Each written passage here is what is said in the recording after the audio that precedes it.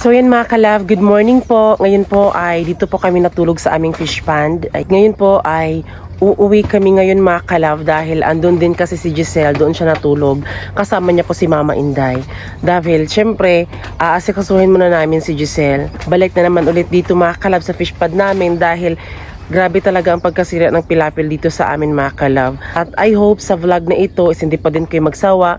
Samahan pa din nyo kami mga kalab sa mga buhay namin ngayon dito sa fish pond mga kalab. Kasi yun lang naman yung mapapakita namin sa inyo. Galing pala kami nanguha po ng alimango dahil meron pong order. At abangan nyo po mamaya mga kalab kung sino po ang o-order sa atin mga kalab. Kung sino po yung bibili. At ito na po yung kanyang order mga kalab. Yung kanyang order po ay 3 kilos po na alimango.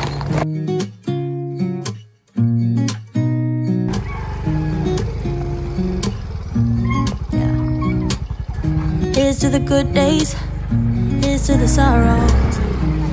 So, andito na kami sa bahay namin mga kalab. I don't wanna fight no more, cause I don't feel the need no more, no. Just wanna make it stop. Makala, papasok na ako.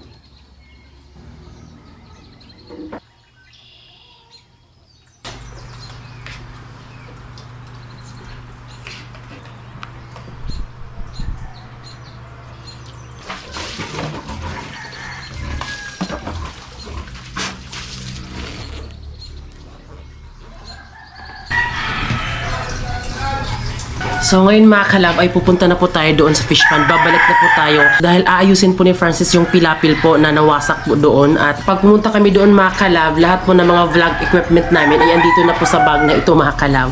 So let's go!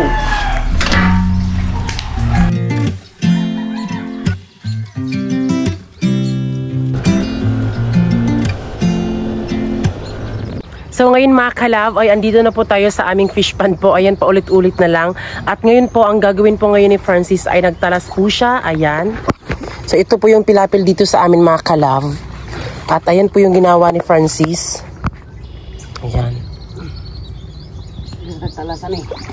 So ito po yung inayos niya yung nakaraang araw mga kalab. Pero nung biglang nag-high tide ng mas mataas talaga, eh nasira na naman siya mga kalab. Kaya yun po ginawa ni Francis. Tinatalasan ko dito sa may ilog.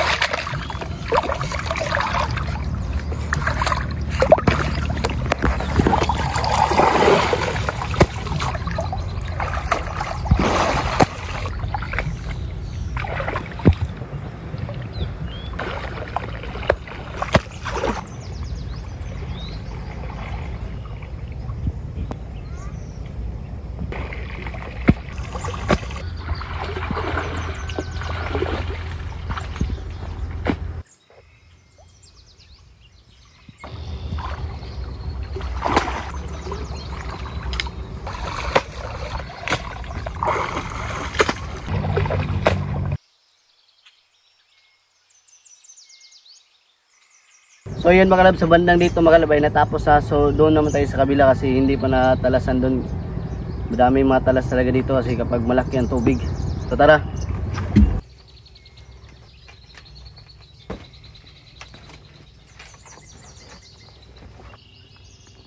So ako naman po dito mga kalab, hindi po ako nag-chill dito. Kahit nakaupo ako or nakahiga, so syempre ako po ay nag-i-edit po ng vlog namin mga kalab. Noon nag-vlog kami sa camera namin pero nasira na po yung camera namin. So ngayon po is nag-vlog ako sa cellphone. Tapos pagkatapos kong mag-vlog, i-edit na naman siya agad. Tapos punta na naman po kay Francis. At sa isang araw ko po yung ginagawa mga kalab.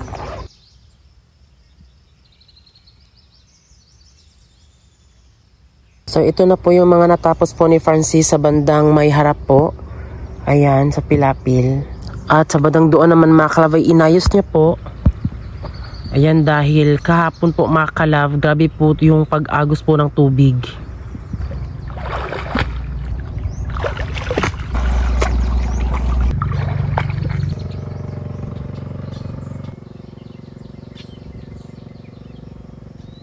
So ayan po, medyo natapos-tapos na po ni Francis na lagyan po ng mga lupa yung aming Pilapil.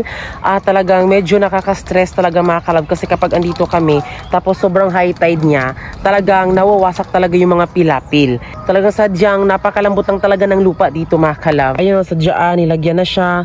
Tapos sa badang doon, nilagyan na din po siya mga kalab. Yung may mga kawayan, sila Francis po ang nag-ayos. So aabangan natin mamaya mga kalab kapag sobrang high tide niya na talaga. At ipapakita namin sa inyo kung ano yung mga ibig sabihin namin na medyo nawawasak or medyo may mga basta tubig na umaagos mga kalab. Kasi kailangan kasi yung takpan. Kasi kahapon meron kaming nakita na mga kalab, alimango na pumasok po siya sa may butas po para lalabas po siya papuntang ilog mga kalab. Tignan niyo po yung tubig sa ilog. Ayan, aabangan natin niya na medyo mag-high tide na siya. So ayan mga kalab, kung nakikita nyo mga kalab, nandito ako sa ilog kasi yung butas talaga sa aming fish pan ay lumagpas na talaga sa ilog. So dito muna yung tinatalasan ko sa ilog para pag matapos to, doon naman tayo sa fish pan natin mga kalab, para yung tubig hindi na talaga pumapasok. Dalawang butas yung ating tatatambakan ng lupa.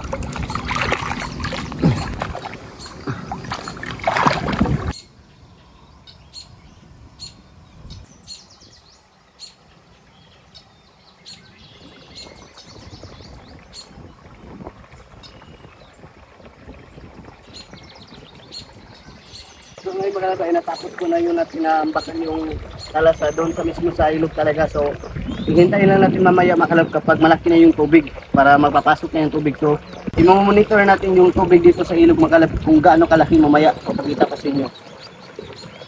Yan o.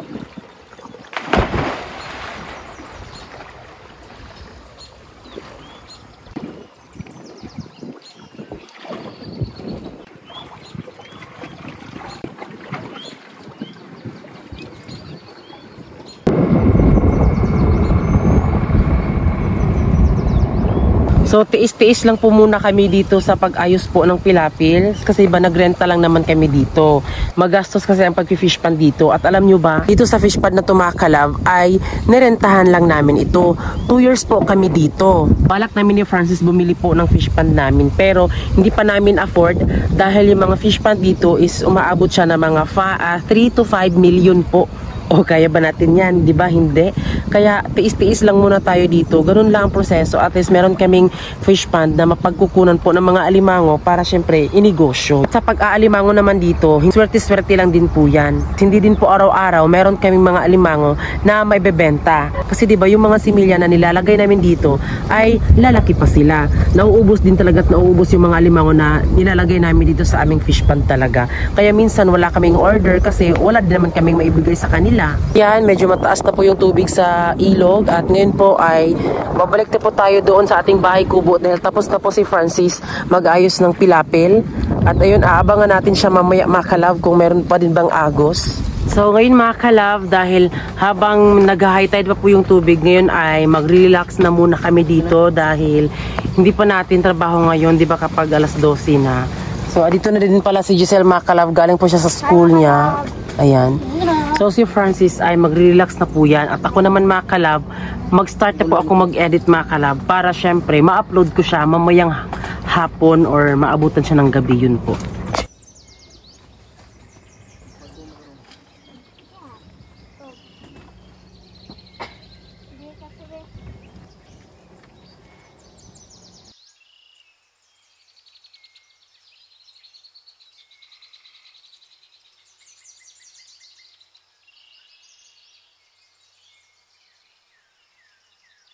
So ngayon mga kalab, ang oras po ngayon ay 1:00 na po ng hapon at i-update ko po kayo kung gaano na po kalaki ang tubig dito. Ayan, tignan niyo po mga kalab yung daanan. Oh, di ba? Mataas na po yung tubig. Ayan. At ito po yung aming fish pond. Ayan, meron mga kalab, may isa, dalawa. Ayan, para magkakapera na tayo nito ha. Hala, may crabs mga kalab, oh. Ayan. Alam niyo mga kalab, kaya may crabs. Dalawang mga crabs mga kalab, oh. Dalawa. Ayan. Kaya iniiwasan talaga namin na merong ganyan mga kalab. Kasi yung mga alimango kasi is naninibago kasi yan sa tubig. Kasi di ba malamig. Kaya pumupunta sila dyan sa may ano mga kalab, agos ng tubig. Tignan niyo po yung mga banisil, oh. Ayan. At dito po unang ni-renovate. At dito po unang inayos po ni Francis. At tignan nyo mga kalab, meron pa din siya. Ayan. Meron pa din. Ayan. So, ganun mga kalab, hindi talaga maiiwasan dahil sa sobrang laki po ng tubig. And tignan nyo mga kalab, oh. Ang taas ng tubig. Ito pa, oh. Meron pa dito. Ayan. At ito mga kalab, oh. Meron din. Bagong inayos po yan ni Francis pero meron pa din mga kalab. Malayo pa mga kalab pero nakikita na siya mga kalab. O, tignan nyo. Ayan, kitang kita na. O ayan o. Tignan nyo mga kalab. Teka lang Bi, anong masasabi mo sa inano mo Bi? Inayos mo na pilapil. Dahil po yan sa sobrang laki talaga yung tubig. Kasi yung mga, may tumitira dito na mga kuyamas, yung mga tingkara. Sila po yung sumisira talaga sa mga sa daik natin talaga. At yung madagdag pa yung crabs, sila lahat. Ayan mga kalab, oh. Tignan nyo po yung tubig, oh. Meron pa dyan. Meron pa. Alam nyo, nung tumira talaga kami dito sa fish pond, wala na talagang tigil ang pagtatalas talaga namin dito sa fish pond namin. Hindi talaga maiiwasan yon. Ha? Bangus ba? May mga bangus pa kalab dito sa ilog. So, papasukan natin ng tubig yung ating fish pond para baka malay mo, baka makapasok dito. Oo. Ayan, tignan nyo po yung tubig mga kalab, oh. Sobrang taas na. So, kukunin na po namin yung mga siradora mga kalab para makapasok po yung tubig.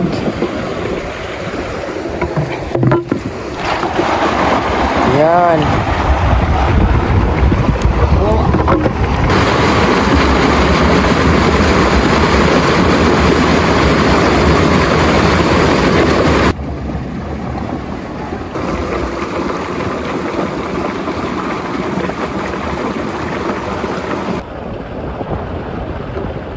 Kung nakikita nyo mga kalab na kung papasukan talaga namin ng tubig dahil po yan sa sobrang laki talaga yung tubig sa ilog, kailangan talaga na papasukan para presko yung tubig sa loob sa ating fish pond.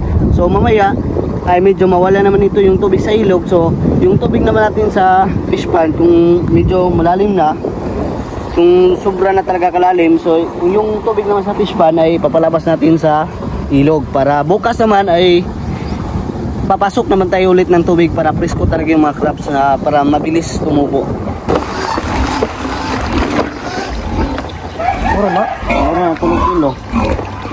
Parang ano po yan eh.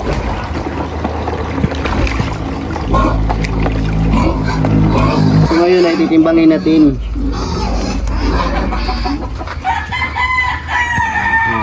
So, ayan po yung kilo mga kalab, 3 kilos po. Ayan. So siya po ay papunta na po dito mga kalab at aantayin lang natin mamaya kapag nakarating na siya. So ngayon mga kalab ay andito na po yung bibili po sa ating mga crabs mga kalab. Ito po. Ano po, ito po sila mga kalab, fresh from Carmen Abusan del Norte. Ali! May you always find your way to higher ground. May you always keep your head held up high. Pretty little thing.